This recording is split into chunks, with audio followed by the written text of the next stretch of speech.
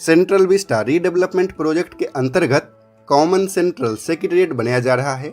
Common central secretariat में total 10 buildings बनेंगे। इन buildings में भारत सरकार के अंडर काम करने वाले टोटल 51 मिनिस्ट्रीज का ऑफिस होगा। इन ऑफिसेज में लाखों एम्प्लॉय काम करते हैं। इसके अलावा काफ़ी सारे पब्लिक भी इन ऑफिसेज में जाते हैं अपने अपने काम से, इसीलिए इन ऑफिसेज को पब्लिक ट्रांसपोर्ट से वेल कनेक्टेड होना चाहिए। पहले प्लान किया गया था कि इन ऑफिसेज को पब्लिक ट्रांसपोर्ट से कनेक्ट करने के लिए अंडरग्राउंड सबवे बनाया जाएगा और उसमें इलेक्ट्रिक व्हीकल्स चलेंगी, लेकिन अब यहाँ पर मेट्रो चलाने की योजना है। सेंट्रल सेक्रेटेरिएट बिल्डिंग्स को मेट्रो से कनेक्ट करने के लिए एक मेट्रो का लूप कॉरिडोर बनाया जाएगा। 28 फरवरी को मेट्रो भवन में डीएमआरसी और सीपीडब्ल्यूडी के बीच एमओयू साइन हुआ था।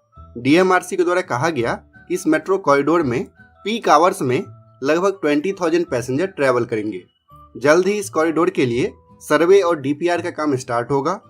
इस पूरे कॉरिडोर की लेंथ होगी लगभग 3 किलोमीटर और इसमें टोटल 4 मेट्रो स्टेशन बनाने का प्लान है। ये पूरा कॉरिडोर अंडरग्राउंड होगा, लेकिन हॉरिजॉन्टल और वर्टिकल अलाइनमेंट यानी कि प्लेटफॉर्म कैसा होगा, कितना बड़ा होगा, ये सब डीपीआर बनने के बाद ही क्लियर हो पाएगा।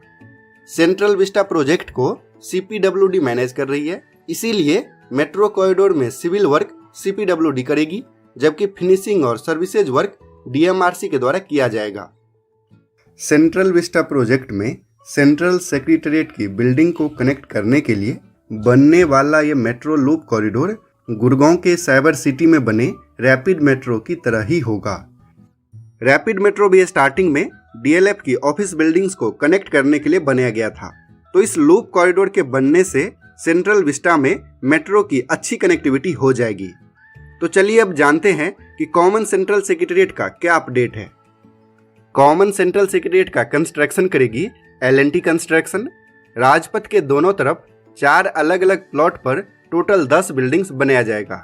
सभी बिल्डिंग 7 फ्लोर का होगा और इनकी हाइट 42 मीटर से कम ही होगी, यानी कि सभी बिल्डिंग आइकॉनिक इंडिया गेट से कम हाइट की ही होगी। लेकिन इन बिल्डिंग्स को बनाने के लिए कुछ पुराने बिल्डिंग्स को भी तोड़ा जाएगा। तो चलिए पहले देखते हैं कि सेंट्रल विस्टा प्रोजेक्ट के लिए कौन कौन से बिल्डिंग को तोड़ा जाएगा। तो ये है इसकी पूरी लिस्ट।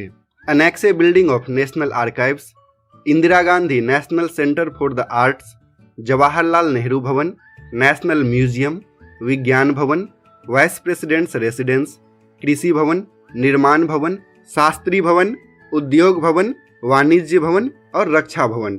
इनमें से कुछ बिल्डिंग्स को बाद में डिमोलिश किया जाएगा, लेकिन ज़्यादातर बिल्डिंग्स को कॉमन सेंट्रल सेक्रेटेरिएट के लिए ही तोड़ा जाएगा।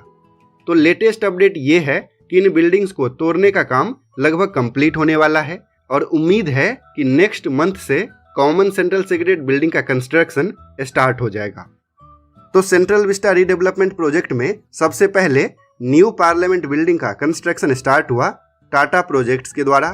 फिर सेंट्रल विस्टा एवेन्यू यानी कि राजपथ का रीडेवलपमेंट स्टार्ट हुआ सापुरजी पालोनजी के द्वारा। और अब कॉमन सेंट्रल सेक्रेटेरिएट का कंस्ट्रक्शन स्टार्ट हो रहा है एल&टी के द्वारा। और इन सभी बिल्डिंग्स को मेट्रो से कनेक्ट करने के लिए मेट्रो का एक लूप कॉरिडोर भी बनाया जाएगा। तो सेंट्रल विस्टा रीडेवलपमेंट प्रोजेक्ट से रिलेटेड अगर आप और भी ज़्यादा वीडियो देखना चाहते हैं तो इस प्लेलिस्ट को क्लिक कीजिए। अगर आपको ये वीडियो इन्फॉर्मेटिव लगा तो इसे लाइक कीजिए, कमेंट कीजिए और दूसरों के साथ भी शेयर कीजिए। और अगर अभी तक आपने इस चैनल को सब्सक्राइब नहीं किया है तो ऐसे इन्फॉर्मेटिव वीडियो देखने के लिए पापा कंस्ट्रक्शन को भी सब्सक्राइब कर लीजिए।